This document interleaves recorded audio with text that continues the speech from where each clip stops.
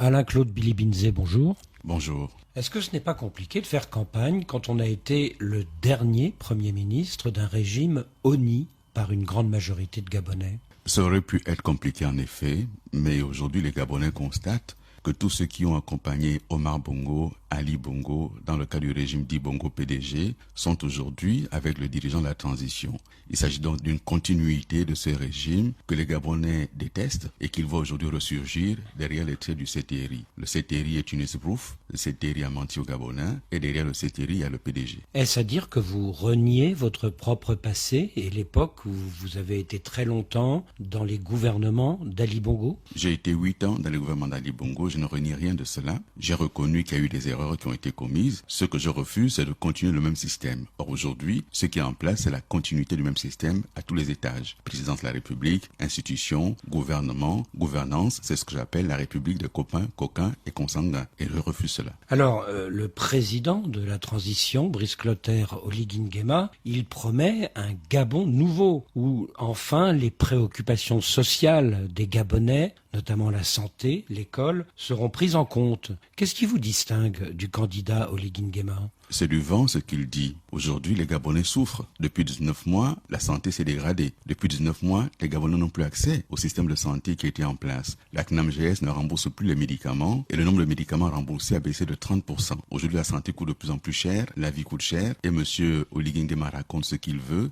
La réalité, elle est là. C'est que les Gabonais aujourd'hui sont en grande souffrance. Par contre, depuis 19 mois, ce sont ses frères, ses amis qui sont promus aux hautes fonctions de l'État, notamment aux fonctions régaliennes. Et cela, nous ne pouvons pas continuer à accepter. Mais tout de même, est-ce qu'aujourd'hui, les frais de scolarité ne sont pas enfin gratuits ? Est-ce que les pensions des retraités ne sont pas enfin versées ? Quels sont les frais de scolarité qui sont gratuits? Il a payé la bourse au secondaire. C'est vrai qu'il l'a fait. Mais la bourse au supérieur, justement, en souffre parce que l'enveloppe budgétaire ne fait que diminuer. 10 milliards de moins en 2025, alors que ses voyages à l'étranger ont coûté 27 milliards de francs CFA. Les retraites ont été payées en partie. Un tiers seulement a été payé à un tiers de personnes. Donc tout ceci n'est pas vrai, c'est de l'enfumage. Oui, mais quand vous étiez Premier ministre, les retraites n'étaient pas du tout payées. Elles étaient payées. Il s'agit simplement des rappels de retraite. Ce n'est pas la même chose. Les retraites étaient payées. Vous voyez, c'est tout cela. C'est que M. Oligui, il est en contentieux permanent avec la vérité. Il vous dit des choses qui ne sont pas justes. Il a dit à la télévision gabonaise avoir bitumé en 19 mois 1950 km de route. Ça veut dire 100 km par mois, c'est impossible. Cela n'existe pas. Ces routes n'existent nulle part. Et donc cet enfumage permanent, il faut mettre un terme à cela.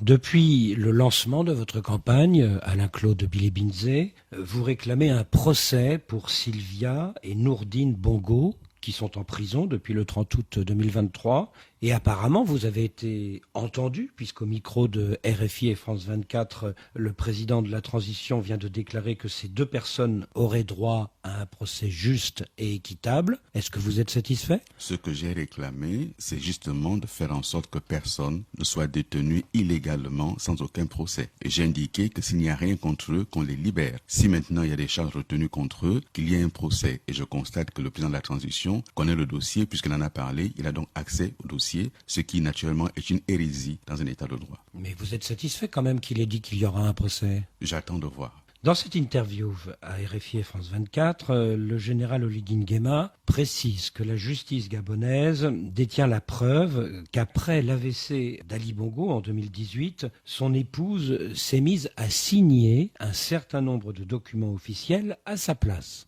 Alors quand vous étiez le Premier ministre d'Ali Bongo, est-ce que vous avez fait le même constat ? D'abord, je suis étonné qu'ils vous disent que la justice détient des éléments. Ça veut dire